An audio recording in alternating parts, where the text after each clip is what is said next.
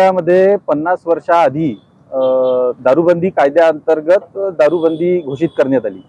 या जिल्ह्यातील 8ही तालुक्यातील सर्व नागरिकांनी या दारूबंदीचा स्वीकार केला।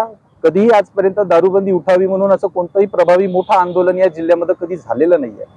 ज्याप्रमाणे दारूबंदी तुम्ही गांधी जिल्हा म्हणून जो आम्हाला बहुमान दिलेला आहे, त्याच अधिकारानं या जिल्ह्यातील जो विशेष जिल्ह्याचा दर्जा तुम्ही दिलेला आहे सरकारनं, आमची मागणी आहे सरकारकडे आहे की त्याचप्रमाणे या जिल्ह्यामध्ये 8ही तालुक्यातल्या MIDC डेव्हलप करणं हे सरकारची सर्वात पहिली जबाबदारी होती।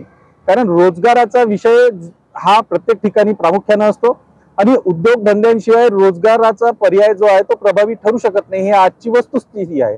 आणि या तुलनेत जर पाहतो म्हटलं तर आजही वर्धा जिल्ह्यामध्ये 8ही तालुक्यामध्ये MIDC विकसित झालेल्या नाहीये।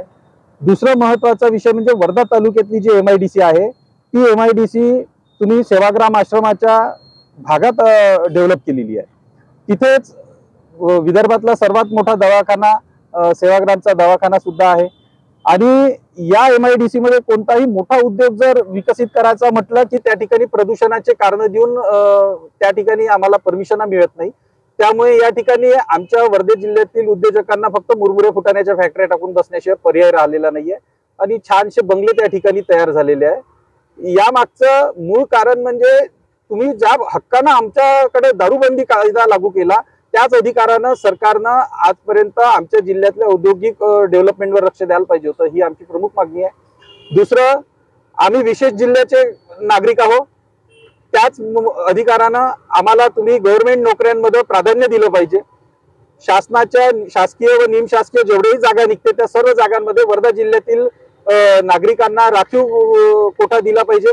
कारण आम्ही महात्मा गांधीजीच्या विचारानं तपलेले लोक आहोत, हे तुम्ही स्वतः म्हणता शासन।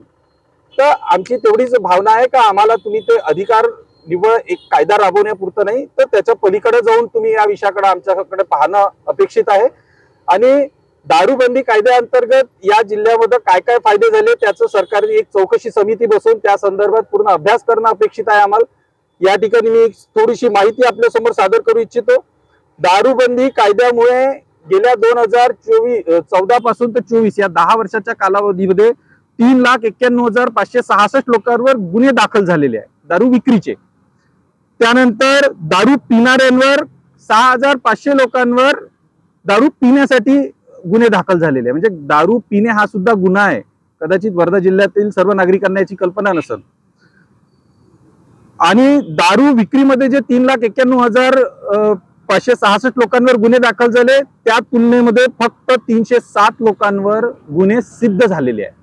म्हणजे 0.1% सुद्धा लोकांवर गुन्हे सिद्ध होऊ शकलेले नाहीये 10 वर्षामध्ये। मग नेमका आमच्या न्यायालयीन व्यवस्थेमध्ये नेमका काय कामकाज होऊन राहिलेलं आहे, आमच्या पोलीस प्रशासन यंत्रणेमधून नेमकं काय काम होऊन राहिलेलं आहे, पोलीस प्रशासनावर किती कामाचा ताण वाढलेला आहे, तुम्ही पोलीस प्रशासनाच्या वतीनं हा जो अतिरिक्त काम करून घेऊन राहिले त्या बदल्यात तुम्ही पोलिसांना काही अतिरिक्त मोबदला पगारामध्ये तुम्ही देऊन राहिलेले आहे का? नक्षलाईट एरियामध्ये तुम्ही नक्षल भत्ता लागू करता, मग त्या पद्धतीनं तुम्ही आमच्या जिल्ह्यातील पोलीस कर्मचाऱ्यांना अशा कुठल्या प्रकारचा भत्ता तुम्ही गांधी भत्ता लागू केला आहे का? तर हे प्रश्न आम्ही सरकारसमोर घेऊन आलेलो आहोत। दारूबंदी उठवणे किंवा दारूबंदी कायम राहणे हा आमचा मुद्दा नाहीच आहे।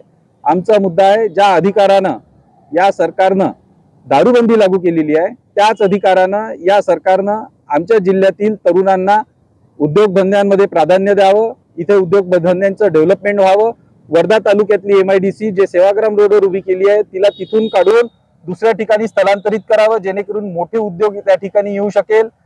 आपला सालोटचा रोड जो आहे, यवतमाळ रोड ज्याला म्हणतो आपण, त्या रोडवर सुद्धा विकसित केली तर देवळी आणि वर्धा MIDC एका रोडवर होईल तर एक कमर्शियल हब तयार होऊ शकते। याचा रोजगाराच्या बाबतीत मोठ्या प्रमाणात फायदा होऊ शकते। आमच्या जिल्ह्याचं दुर्दैव आहे का आजपर्यंत राजकीय पक्षातील पदाधिकाऱ्यांनी या लोकप्रतिनिधींनी या विषयाला कधी गांभीर्यानं घेतलं नाही। निव्वळ राज्याच्या राजकारणाच्या भरोशावर इथं लोक मतं टाकत जाते, हौसे निवडून येत जाते आणि पुन्हा मूळ प्रश्नांकडे लक्ष केंद्रित होत नाही किंवा मूळ प्रश्नाकडे